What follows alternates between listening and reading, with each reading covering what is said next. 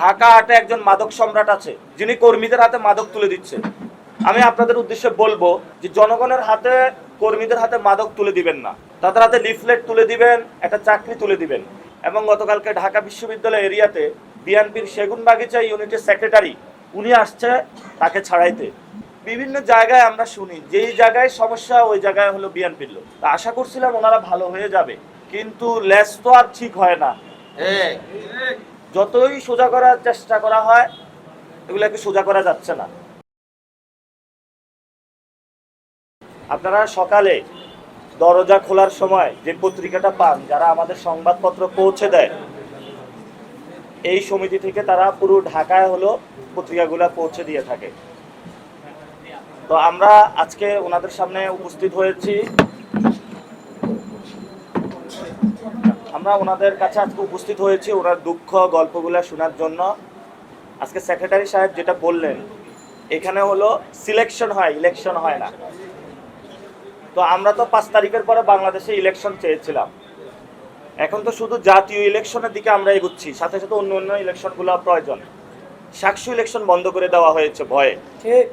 Election হলেই অনেকে হারার ভয় পায়, এই জন্য আগে সিলেকশনের মধ্যে চলে যায়। এই জন্য ইলেকশন হোক, জনগণ যারা আছে তারা ভোট দেয়, যে জয়ী হবে তার হাতে ক্ষমতা যাক, সমস্যা নেই। আমরা আশা করব যে বাংলাদেশের সর্ব জায়গায় গণতন্ত্র প্রতিষ্ঠা হোক, এবং আমরা যারা হকার বাইরা রয়েছে ওনাদেরকে কিভাবে একটা সুষ্ঠু নীতিমালার মধ্যে নিয়ে এসে যায়, ওনাদের বেতন ভাতা ফ্যামিলি নিয়ে যাতে ভালোভাবে জীবন যাপন করতে পারে, এটা কিভাবে বৃদ্ধি করা যায়। সেই ক্ষেত্রে এমনিই তো মুদ্রণ শিল্প শেষ হয়ে যাচ্ছে, কিন্তু যারা হকার্স বাইরে রয়েছে তারা কই যাবে? পত্রিকাগুলো বন্ধ হয়ে যাচ্ছে, অনলাইনে সবাই চলে যাচ্ছে। তো এই মানুষগুলোর তো কোনো একটা ব্যবস্থা করতে হবে। ইনশাল্লাহ আমরা হকার্স ভাইদের পাশে থাকবো। তারা যদি কোথাও সন্ত্রাসীদের দ্বারা আক্রমণের শিকার হয়, আমরা তাদের পাশে এসে দাঁড়াবো। তাদের ফ্যামিলি যদি কোনো সমস্যা হয়, আমরা ওনাদের পাশে থাকবো ইনশাআল্লাহ। এটা আমি কমিটমেন্ট দিয়ে গেলাম। আর আমাদের গতকালকে ইলেকশনের আগে আমরা ইলেকশনটা চেয়েছিলাম একদম সিম্পল কথা, অর্থ এবং পেশি শক্তির বাহিরে একটি রাজনীতি, একটি নির্বাচন।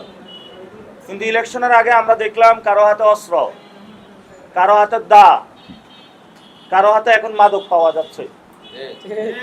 তা আমরা ঢাকা হাটে মাদক, অস্ত্র এই সংস্কৃতি দেখতে চাই না, পেশি শক্তির সংস্কৃতি দেখতে চাই না। যারা এগুলা করছেন আপনাদের জ্ঞাতার্থে জানাচ্ছি, আমরা 12 তারিখের পরে যারা অভ্যস্ত হয়ে গিয়েছেন তাদেরকে আমরা পুনর্বাসন ব্যবস্থা নিয়ে যাব মাদকের। আর যারা মাদক হাতে তুলে দিয়েছে তাদেরকে আমরা বুড়িগঙ্গার পানি খাওয়াবো। ঢাকা হাটে একজন মাদক সম্রাট আছে, যিনি কর্মীদের হাতে মাদক তুলে দিচ্ছে। আমি আপনাদের উদ্দেশ্যে বলবো যে জনগণের হাতে, কর্মীদের হাতে মাদক তুলে দিবেন না, তাদের হাতে লিফলেট তুলে দিবেন, একটা চাকরি তুলে দিবেন। এবং গতকালকে ঢাকা বিশ্ববিদ্যালয় এরিয়াতে বিএনপির সেগুনবাগিচা ইউনিটের সেক্রেটারি উনি আসছে তাকে ছাড়াইতে। বিভিন্ন জায়গায় আমরা শুনি যেই জায়গায় সমস্যা ওই জায়গায় হলো বিএনপির লোক। তা আশা করছিলাম ওনারা ভালো হয়ে যাবে, কিন্তু লেস তো আর ঠিক হয় না। যতই সোজা করার চেষ্টা করা হয় এগুলোকে সোজা করা যাচ্ছে না। 12 তারিখে বাংলাদেশের মানুষকে বলবো আপনারা ভোট দিয়ে এদের লেসটা সোজা করে দিবেন। এবং সাথে সাথে আমরা আশাবাদী 11 দলীয় জোট সরকার গঠন করবে ইনশাআল্লাহ। কেন আশাবাদী? কারণ আমরা সন্ত্রাসী কার্যক্রম করি না, আমরা চাঁদাবাজি করি না, আমরা দুর্নীতি করি না, আমরা দখলদারিত্ব চালাই না, আমরা মানুষের উপরে, নারীদের উপরে নির্যাতন করি না, আমরা কারো টুইটার অ্যাকাউন্ট হ্যাক করি না, আমরা প্রোপাগান্ডার সাথে নাই। আমরা একটি সুন্দর বাংলাদেশ চাই। আমরা ইনশাআল্লাহ এটাও কমিটমেন্ট দিচ্ছি, আমাদের কেউ কেন্দ্র দখলে যাবে না, আমাদের কেউ ইলেকশন ইঞ্জিনিয়ারিং এ যাবে না। প্রশাসনের ভাইদেরকে বলবো আপনারা নিউট্রাল থাকবেন। নিউট্রাল থাকার পরে জনগণ যাকে ভোট দিয়ে নির্বাচিত করবে উনি ইনশাআল্লাহ বিজয়ী হয়ে রাষ্ট্র পরিচালনার দায়িত্ব গ্রহণ করবেন। এবং আমরা ঢাকা হাটে গ্যাসের সমস্যা রয়েছে, পানির সমস্যা রয়েছে, এটা সমাধান করব। মাদক সমস্যা রয়েছে, সমাধান করব। এখানে হলে বাড়িওয়ালা ভাই আছেন, বাড়িওয়ালা ভাইরা অনেক সমস্যা রয়েছে, ঘুষ না দিলে পানি আসে না, গ্যাসের লাইন পায় না, আমরা এটা বন্ধ করব। এবং সাথে সাথে এখানে নারীরা অনেক হেনস্থার শিকার হন, আমরা সেটা বন্ধ করব। আমরা ঢাকা আটকে ইনশাল্লাহ যানজট মুক্ত করব। এবং এখানে সরকারি চাকরিজীবী যারা রয়েছে তাদের জন্য ভালো আবাসস্থান, খাদ্য, বাসস্থানের আমরা চিকিৎসা নিশ্চিত করব। নারীদের জন্য ওয়ার্ড ভিত্তিক সব জায়গায় কমিউনিটি হেলথ সার্ভিস চালু করব, যাতে প্রসূতি মায়েরা এবং তাদের যে মায়েদের বাচ্চা রয়েছে তারা সহজে চিকিৎসা সুবিধা গ্রহণ করতে পারে। আমরা আলেম ওলামার যারা ইমাম খতিব রয়েছেন তাদের সর্বোচ্চ বেতনের ব্যবস্থা করব, যাতে ওনারা নিরাপদে সবাইকে নিয়ে থাকতে পারে।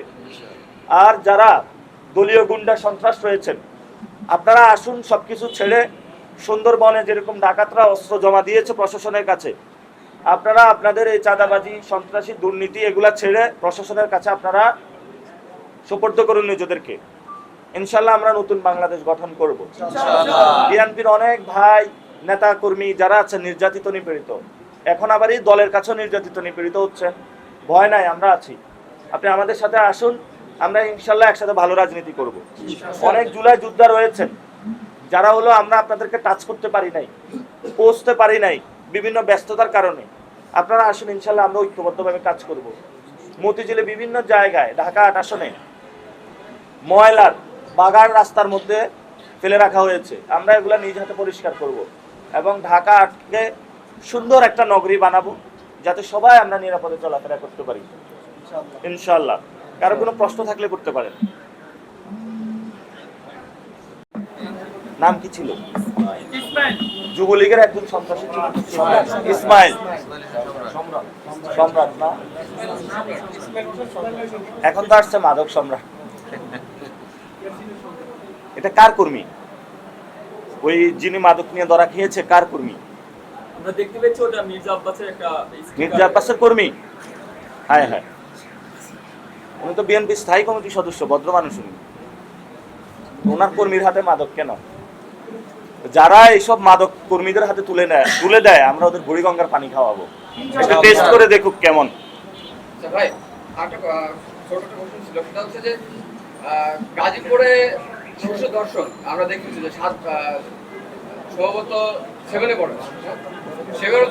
পড়ে তাকে দর্শন করা হয়েছে, সেটাকে কোনো আলোচনা নাই, কিন্তু জামাতের যিনি কে দর্শন করেছে একটা, আমি সেটা ভয় পাচ্ছেন? আরে বলেন, সমস্যা নাই, নাম বলেন, সংগঠনের নাম কি? আমরা দেখেছি ইতিমধ্যে অনেক সোশ্যাল মিডিয়া আসছে যে ছাত্র সংগঠনের সে কর্মী, ছাত্র সংগঠন তো অনেকগুলো আছে, কোনটা? ছাত্রদল, তিনি কর্মী, সেটা অনেক ভাবে আমরা দেখেছি ইতিমধ্যে। এবং ছাত্রদল, যুবদল এগুলার কথা বলে লাভ নাই, এগুলা বাংলাদেশের এগুলার চাপটা শেষ, এগুলা মানুষের কাছে যাইতে পারবে না। এরা সন্ত্রাসী কার্যক্রম সবকিছু করে বেড়ায় সব জায়গায়, এদেরকে আল্লাহ রহম করুক। এবং আমরা আশা করবো যে ওরা মাদক থেকে দূরে থাকতে। আমি তো খুবই আশ্চর্য হয়েছি ঢাকা ভার্সিটির ক্যাম্পাসে গিয়ে, এটা কি উনি কি দায়িত্ব নিয়েছে যে কেরু কোম্পানিকে প্রফিটেবল করার? আমরা শুনেছি কেরু কোম্পানি নাকি প্রফিটেবল হচ্ছে। কারা এগুলা খাচ্ছে এটা এতদিন খুঁজে পায় নাই, এখন তো আজকে খুঁজে পাইছে। মাদক সম্রাট, মাদক সম্রাটকে 12 তারিখে ভোট দিয়ে প্রতিহত করুন আপনারা। সে একদিকে চাঁদাবাজ সম্রাট, দুর্নীতির সম্রাট এবং দখলদারিত্বের সম্রাট, এখন তার নামের সাথে নতুন জুড়ে যুক্ত হয়েছে মাদক সম্রাট। এই মাদক সম্রাটকে আমরা দেখে নিব ইনশাআল্লাহ। 11 দলীয় জোটে সবাই জুলাইকে স্বীকৃতি দিয়েছে, সবাই গণভোটে হা ভোটে প্রচারণা করছে এবং শহীদদের যে ত্যাগ তিতিক্ষা সেটা স্বীকার করে নতুন বাংলাদেশ গঠনে আগ্রহী। এই যে এলডিপির বড় ভাই আছে, আমরা একসাথে নির্বাচনী ক্যাম্পে আছি। এই যে জামাত ইসলামের আমির সাহেব আছেন এখানে, ওই যে এনসিপির ভাই আছেন, সব দলের আছে এখানে, আমরা একসাথে প্রচারণা করতেছি এবং ইনশাল্লাহ এলডিপির ভাই আমরা একসাথে আরো 100 বছর যাবো ইনশাল্লাহ। ইনশাল্লাহ কি জামাত ইসলামের ভাইরা বলেন, আমরা আরো একসাথে থাকবো ইনশাল্লাহ। আমরা বাংলাদেশকে এইসব মাদক মুক্ত, সন্ত্রাস মুক্ত, চাঁদাবাজি মুক্ত, একসাথে দর্শন মুক্ত ইনশাল্লাহ একসাথে করব। আর যারা ইন্ডিপেন্ডেন্টলি লড়ছেন তারাও কিন্তু ঢাকা নয়, যে ফুটবল মার্কা যিনি লড়ছেন তার কালকে রাত্রে শুনলাম পোস্টার ব্যানার হলো খুলে ফেলছে। এটা কে খুলছে? ওইখানে কে খুলবে? আর একজন ভদ্র ছদ্মবেশী একজন এসেছেন, তিনি মনে হয়। তো যারা তারাও ফাইট করতেছে এটার বিরুদ্ধে, কেউ স্বতন্ত্রভাবে ফাইট করতেছে, কেউ ঐক্যবদ্ধভাবে। আমাদের লক্ষ্য একটা, আমরা ইনশাল্লাহ লক্ষ্যপানে ছুটে যাব। ইলেকশনের পরে এই জোট আরো বৃহত্তর হবে, এটা জনগণের জোটে রূপান্তরিত হবে ইনশাআল্লাহ। আমাদেরগুলো খুলে ফেলতেছে। এই জন্যই তো বলি যে ব্যানার লাগে, ব্যানার যাই কই। মসজিদের পাশে আমাদের বড় আমি আর সবাইকে বলতেছি, আমার কি ব্যানার লাগানো হচ্ছে না? এখন তো দেখি রাতে রাতারে সব খুলে ফেলে, এই জন্য খুঁজে পাচ্ছি না। আমি একসাথে নামবো, আমি নিজে নিয়ে গিয়ে ব্যানার লাগাবো ইনশাল্লাহ। দেখি এবার কে ছিটতে আসে। change tv.press এক ফোঁটা হলুদ নেই।